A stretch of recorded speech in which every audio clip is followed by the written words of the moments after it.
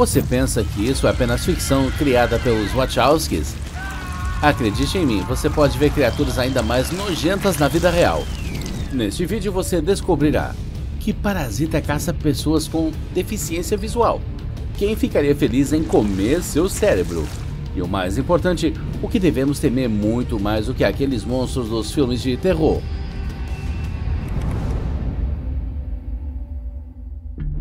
Sydney, 1998. 4,5 milhões de pessoas correm o risco de contrair uma doença grave. As autoridades apelam urgentemente às pessoas para que minimizem o contato com a água corrente da cidade, tudo por causa de monstros vindos dos esgotos. Cryptosporidium. Se você acidentalmente engoli-los, você vai acabar com febre e diarreia em apenas uma semana, e isso é caso você tenha uma imunidade forte. Se não, ou se você estiver fraco no momento da infecção, por exemplo, sofrendo de um resfriado comum, a diarreia pode muito bem se tornar crônica. Você começará a perder até 25 litros de líquido por dia e logo morrerá de desidratação. Mesmo se você tiver sorte de se recuperar rapidamente sem quaisquer consequências, ainda é potencialmente perigoso para a sociedade. Isso porque, depois de lidar com a criptosporidiose, algumas pessoas podem continuar convivendo com o parasita e transmitir a infecção para outras pessoas. Tem solução. Para evitar a infecção, na maioria das vezes basta ferver a água potável. Quanto ao próximo monstro habitante da água, este é muito mais complicado. Muitas vezes nas águas você pode encontrar algo muito mais assustador do que tubarões. Conheça Naegleria fowleri, uma ameba que pode facilmente devorar seu cérebro. Mas como? Bem, tudo começa com uma viagem normal ao campo. Você inala esse parasita enquanto nada em um lago ou rio, então ele entra em seu organismo sem que você perceba. Você ficará inconsciente pelos próximos dias, mas o processo irreversível em seu corpo já estará ativado. Para transmitir informações, nossos neurônios liberam diferentes substâncias químicas, entre elas a acetilcolina.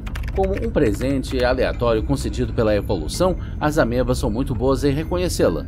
Então, quando chegam à mucosa nasal, a acetilcolina os ajuda a viajar rapidamente ao longo do nervo olfativo, direto para o seu cérebro. E é aí que esta criatura encontra o paraíso na Terra. O que não pode ser dito sobre você. É úmido e quente dentro da cabeça humana, assim como nos lagos onde a ameba vive e prospera. No entanto, não há bactérias dentro do crânio, o que significa que o parasita não tem comida familiar para consumir. Eventualmente, não surge nada melhor do que se alimentar de seu cérebro.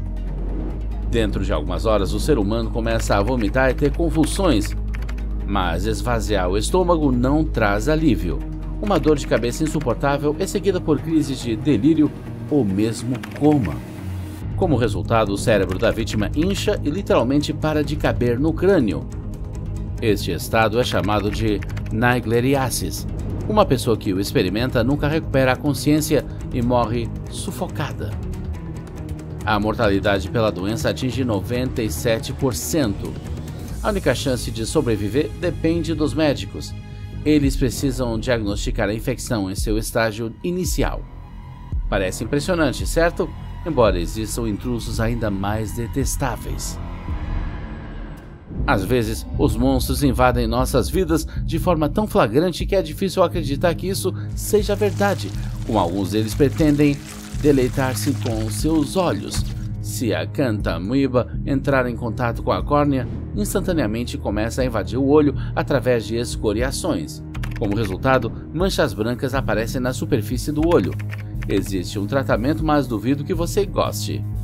O médico raspará o epitélio da córnea usando uma lâmina cirúrgica especial para remover as células mortas, sem anestesia geral. Concordo com você, isso é nojento. Mas é importante você agir prontamente, caso contrário, você pode ficar totalmente cego. O que é interessante, pode ser suficiente apenas colocar suas lentes de contato para se infectar. Estatisticamente, é exatamente assim que 90% dos pacientes contraíram a doença. Eu acho que essa notícia pode fazer você sentir um forte desejo de se livrar das suas lentes de contato, mas não se apresse em fazer isso. Deixe-me desviar sua atenção para alguns outros parasitas que podem penetrar em seu organismo através de uma pele absolutamente saudável. É isso que fazem os vermes dracúnculos fêmeas, também conhecidos como lombrigas. Sim, são encontrados em lugares úmidos como pântanos, onde se desenvolvem em copépodes. Portanto, se um humano decidir passear por lá, há uma grande chance de pegar a infecção. As larvas do parasita podem permanecer no corpo por muito tempo e entrar pelos poros na primeira oportunidade.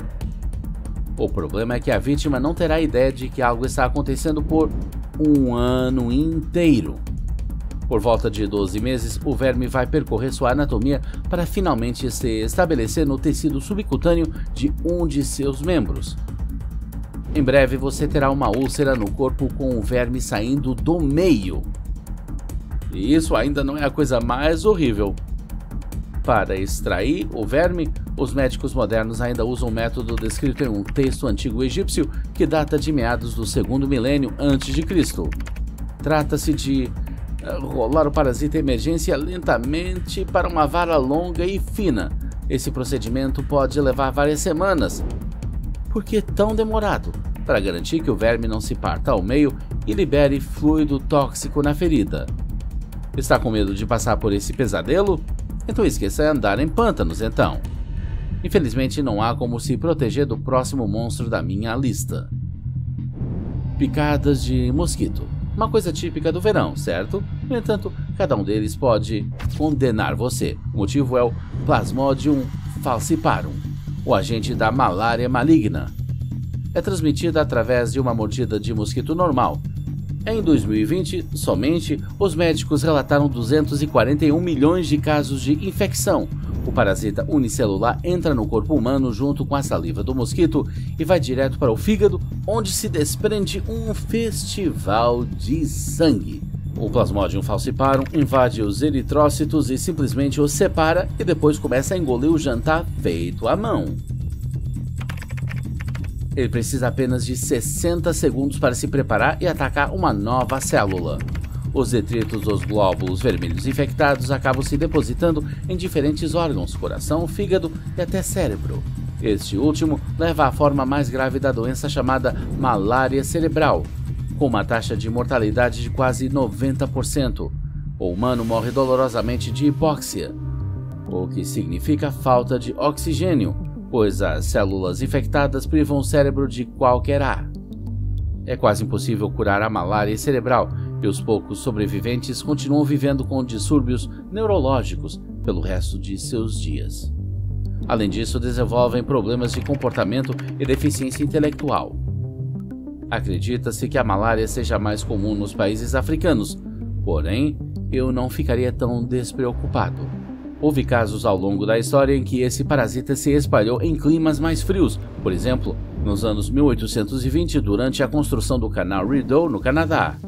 E como o clima do nosso planeta muda perigosamente rápido hoje em dia, quem sabe até onde essa ousada coisa unicelular pode chegar. Sem mencionar que a humanidade está atualmente bastante impotente em suas tentativas de encontrar uma nova maneira eficaz de tratar a malária. Não testemunhamos nenhum progresso nesse campo desde 2014. Cientistas e médicos parecem ter chegado a um beco sem saída. Na verdade, o filme de terror mais assustador de todos os tempos pode parecer como isso. Quem sabe o que realmente está escondido por trás desta paisagem pacífica? Agora, deixe-me perguntar, quais parasitas mais assombram e aterrorizam você?